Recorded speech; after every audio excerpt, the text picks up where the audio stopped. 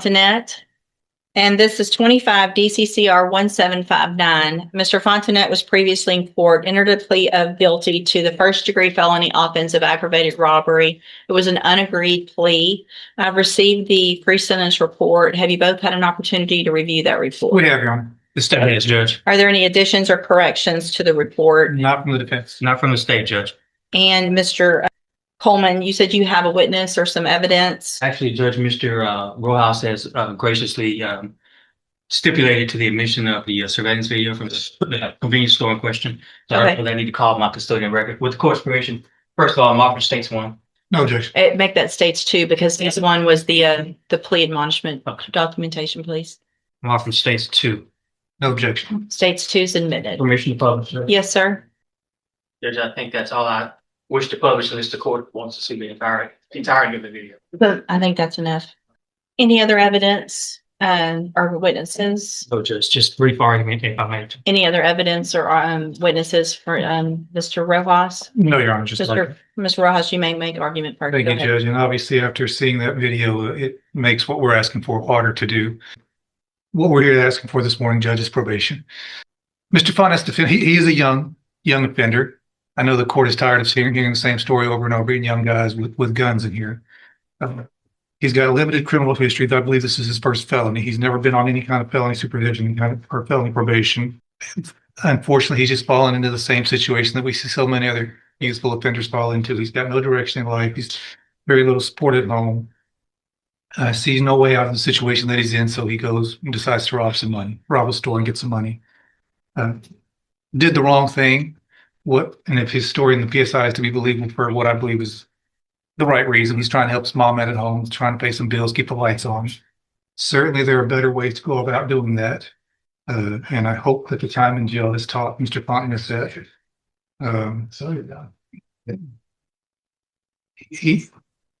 that we've got options here, Judge. We can send him to prison or we can put him on probation.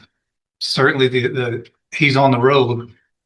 If this conduct continues, he's on the road to prison. I don't know that the day is the best time to make that exit for him. He's got a long life to live. We can send him to prison. He can be there for a few years and come back out. I don't know that he's going to get the help that he really needs in prison.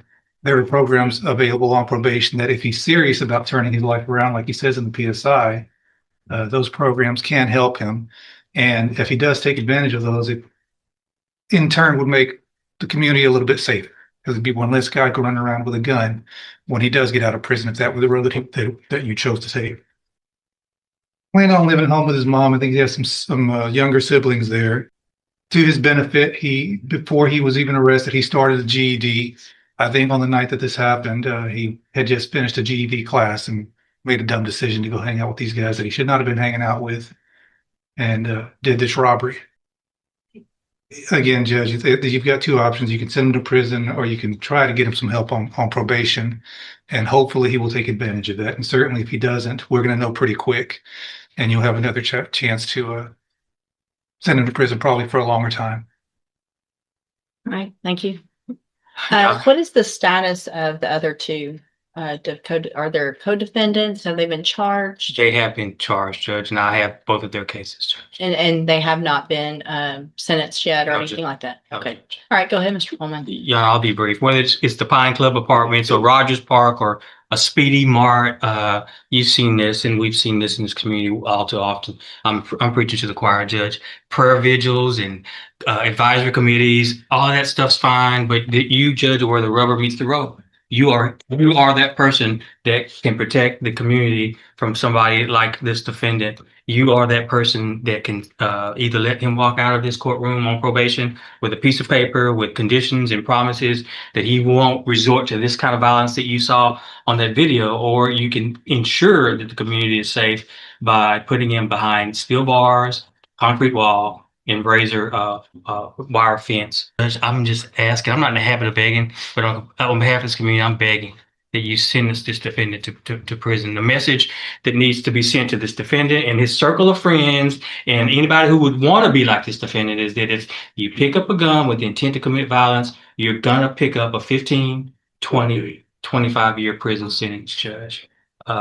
And I'm just asking that you do this on behalf of people who live at the Pine Club Apartments, who just want to live in peace, People want to go take a walk at Rogers Park and not be robbed, and somebody that wants to stop at a Speedy Mart convenience store and pick up some snacks without becoming a victim of a robbery. That's all I have, Judge. Thank you, Mr. Coleman. So, Mr. Fontenette, there was a time some years ago that there really wasn't even a question. State's attorneys were recommending youthful offenders, probation. Let's give everybody an opportunity.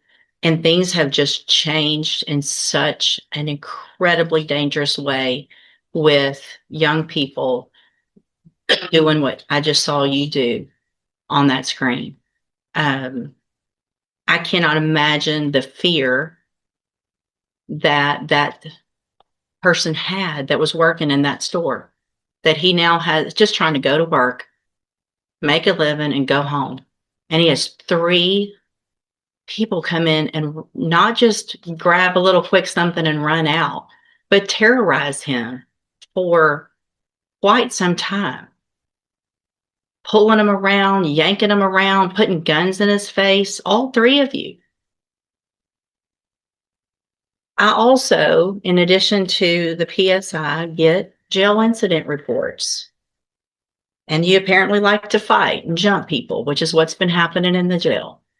So it makes it very difficult for me to go, oh, this is somebody that's going to get out and behave, who can follow the rules, because you can't even follow the rules in jail. And the pre-sentence report shows that you're a high risk level, which tells me that after they've looked at everything, that you don't have, unfortunately, a good likelihood of being successful if I were to put you on probation. And Mr. Coleman's right. We're tired of it. And there's got to be something done. So in cause number 25, DCCR 1759, I'm going to find that you entered your plea of guilty freely and voluntarily. I'm going to find sufficient evidence to find you guilty. And at this time, I'm going to find you guilty of aggravated robbery. I'm going to sentence you to a term of 25 years in the institutional division. Come